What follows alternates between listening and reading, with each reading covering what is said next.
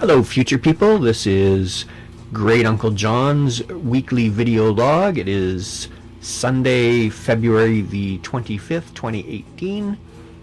This is episode number 8, I believe. So we have 8 weeks under our belt in 2018. The world is still here. I'm still here.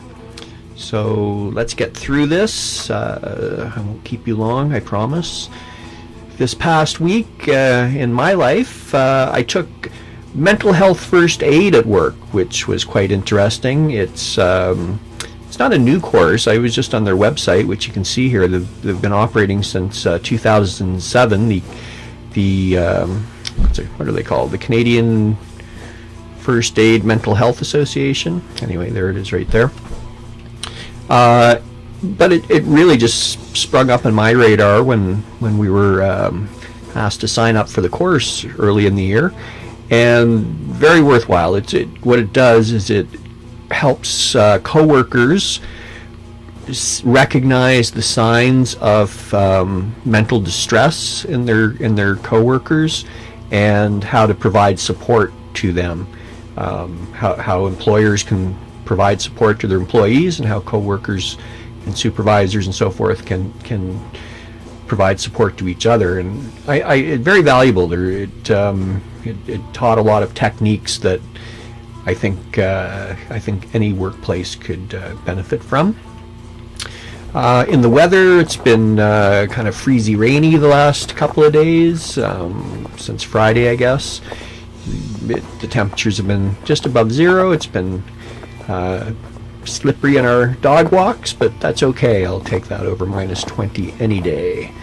Locally, not much happened, I don't think, in Ottawa over the past week. I guess the big news was the band Headley playing a concert, which normally wouldn't be big news, but they were wrapped up or caught up in the whole Me Too, sex abuse, social media awareness campaign that we're in the middle of, and they were accused of some sort of vaguely articulated charges from back in the mid 2000s involving young fans. I think you can Google and find some details, and maybe it will be more well known down the road when you're watching this. But I don't know much about them or their music, but they were dropped by their record label, and the Junos and radio stations have stopped playing their music, but they're continuing on with their tour, and I guess they played to a sold-out crowd, so their fans are sticking by them. We'll see if a year from now if they're still with us. The Olympics are wrapping up today. A very successful Olympics for the Canadian team. I think we're place number 3 in the medal count overall. Of course, the Winter Olympics are our games. I'm not a huge Olympics fan. I didn't watch one event so I'm not an Olympics fan at all. I didn't watch one event, but people seem to get caught up in it. People seem to like it, so that's fine. I'm not going to poop in the Olympics. In Ontario, Patrick Brown was cleared to run for the leadership by the Progressive Conservatives, and he does seem to have a swell of support amongst social conservatives, I think. Maybe not social conservatives, maybe that's not right. I think they're local Barrie conservatives and people that are pushing back against the Me Too movement and political correctness in general. I don't think he stands a chance, but it's interesting to see him plowing forward. In a sense, that's what politics have become, sort of a denial of reality in a lot of ways. Donald Trump is an example of that. I think in Canadian news, Justin Trudeau went on a rather buffoonish trip to India and ended up having dinner with a convicted terrorist of some sort. And overall, it seemed to be a fiasco. He was ostracized or ignored by the Indian establishment, I guess, for perceived closeness to the Sikh independence movement. Canada has a big Sikh population, and he does, I guess, play to that base a little bit.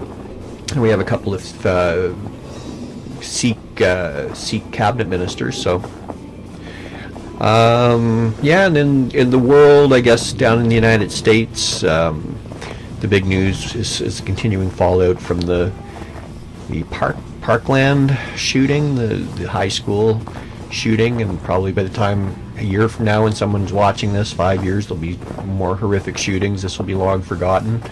But this might also turn out to be a bit of a turning point, as it's become, I guess, a bit of a hashtag massacre.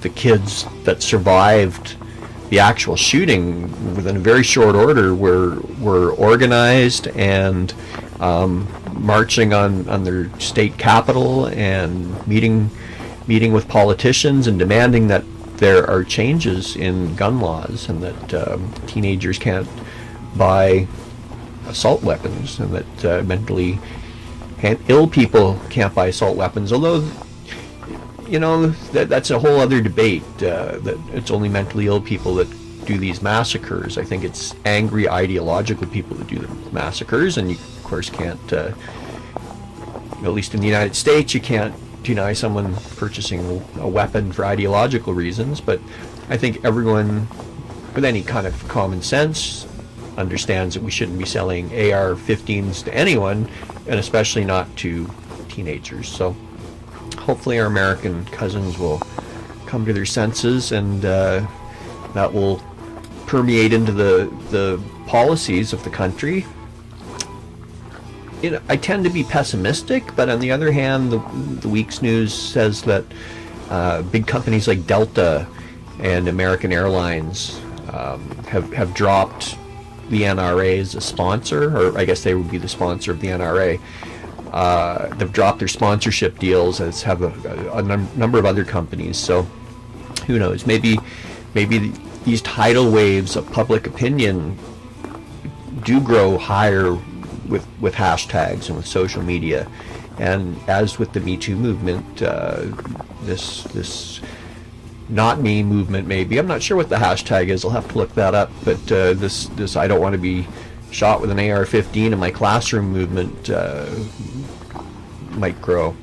You know, and Trump's response so far is that teachers, Trump mouthing the NRA position and the ultra right-wing conservative position is that teachers should be armed, and that just shows the absurd level of the conversation down there. So anyway, that's about it. I'm going to wrap this up now.